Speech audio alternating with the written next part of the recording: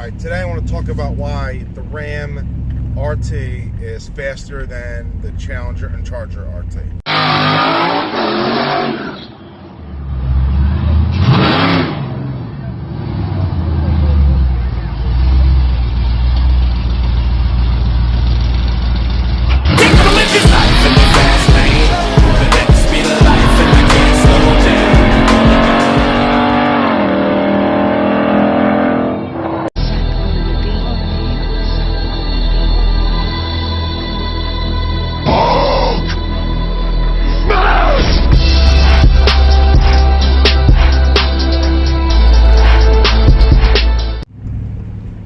Now, I'm not just saying just the Ram RT. I'm talking about Ram single cab, short bed, two-wheel drive.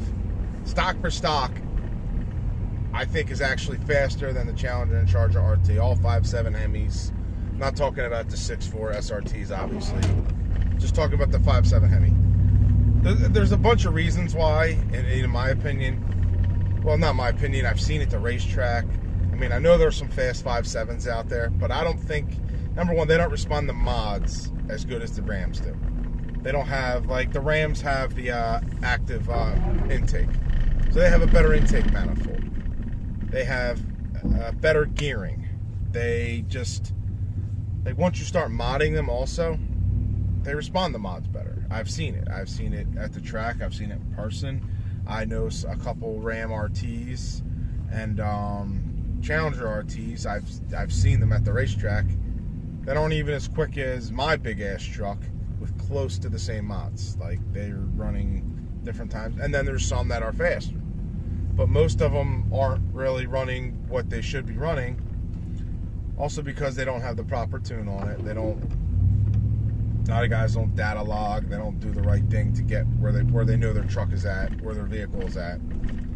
I think in the Ram community, more guys data log. I've seen more Rams, 5.7 Rams racing than I do Challenger and Charger 5.7 Rams racing. I've seen more of it. I see them at the track more. I see more the Challenger Charger 5.7s. I feel are more like just drivers' cars. Like, go to the car show. Yeah, they'll do mods to them. I know a lot of guys that mod them, but they don't race them as much as the Rams do. There's a lot of Rams that race. A lot more Rams I feel are cammed. And, you know, simple bolt-ons, tune-only Rams are faster than 5.7 Challenger Charger Rams. And I've seen a bunch of tune-only Rams. A couple of them have ran 12s with just a tune, maybe like an ported throttle body, and, you know, something simple like that. Muffler delete, small little mods like that, which do add up. You know, can get you into the 12s. And then if you feel like doing prep on a truck, which you can do a lot more prep on a truck than you can on any vehicle, unless you start taking off doors, but you could do that in a truck too. But no matter what, you ain't gonna shred as much weight in the truck. You're not gonna shred as much weight in a car as you are in a truck. A truck, you're always gonna be able to shred more weight, and you can take off more things. Bed liners, spare tires, tailgate. Those are three things alone you can't take off. You can't even take off in a car. They don't have them. And if they are, they're not gonna, you know, not if they are, like El Camino has one, but they're not gonna be as heavy as a truck's. The tailgate's not as heavy as trucks. It's a smaller car. It's a smaller vehicle. And El Camino is the only car out there that is like a truck. You know what I mean? That ugly ass piece of shit. But yeah, it's like a car truck. I don't like it. I think they're ugly, but they do have a bed to them. And they probably have their spare, I don't even know, I never looked, but they probably have their spare tire underneath like a truck does. But then again, I don't know. But yeah, trucks alone could shred, you know, if you have a heavy bed liner, like my bed liner's heavy. My bed liner weighs like 50, 60 pounds. It's a nice thick rubber mat. And it's got the plastic siding around the edges like a normal bed liner. But the thick, heavy bed liner, and I take that off, that's 40 to 50 pounds of shredded weight. You know, at the racetrack, I put it right back in. Takes 10 seconds, really quick to put right back in. And there's some weight right there. The tailgate, that's a 5, probably carrying it, putting it down, probably 5 minutes. Spare, same thing, 5 minutes. and they weigh 60, pounds each. So right there, you're shredding a lot of weight. You can't shred that weight in a Charger Challenger 5.7. And then you would get to the back. If you have a 4-door like I do, or a crew cab, or any kind of 4-door Ram, you got the back seat, which is heavy. It's probably the heaviest thing in these trucks that you're taking weight off. They weigh 70 pounds. The crew cabs may weigh even more. Mine weighed 76 pounds when I weighed it on the scale. The crew cab may be a little more. It may weigh the same. I'm not too sure. Then you get the passenger seat. You can take out the center console. You can't do all that in a 5.7. So when you actually start prepping, not just like going full weight, the Rams will be quicker.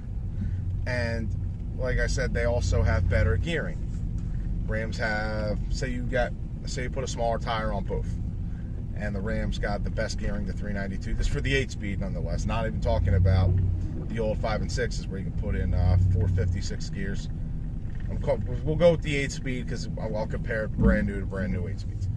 The Rams 392 gears compared to, I think, the biggest one in them, I think it's a 306 or a 309. I know it's not a lot, and most of them come with, I think, a 271. I have 321s. That alone is a big difference in acceleration.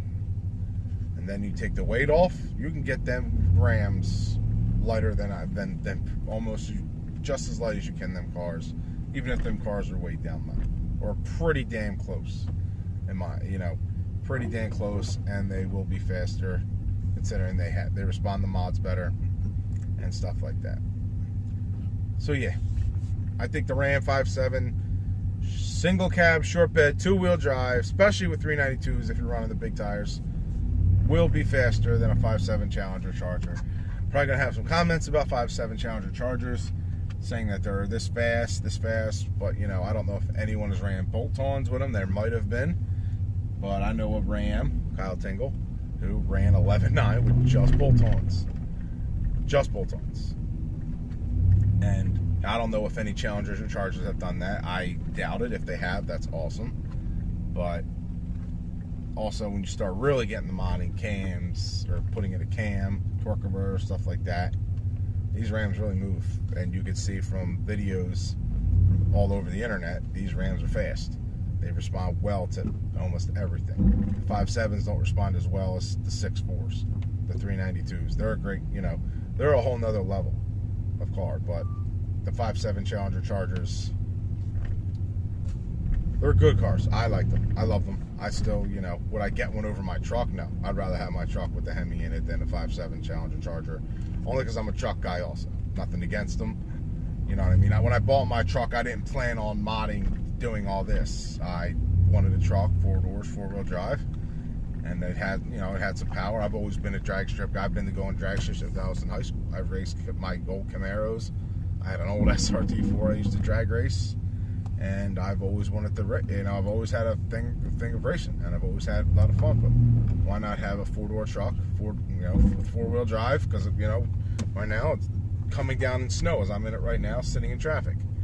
So 4-wheel drive comes in handy, and I got all the options I need, truck-wise, not fully loaded-wise, to do everything that I can do. I can't, if I had that in a Challenger Charger, I'd be in rear-wheel drive, low to the ground, low-profile tires, you know what I mean, in these conditions, and I wouldn't be and if I had a Challenger, which I like the best look of, I have no back seat. So if I had like a Challenger, I'd probably want another vehicle, just so I have a bigger back seat, or an SUV or something, just to get around better as a daily driver than just that car alone, unless it was summertime. But once the wintertime comes, it's a whole different story. So yeah, that's why I think the Challenger 5.7, the Challengers and Chargers Hemi RTs are not as quick as the Ram RTs. I'm going to get comments about, no, they're not. They think they're quicker, but that's awesome and all. So have a good one. Peace.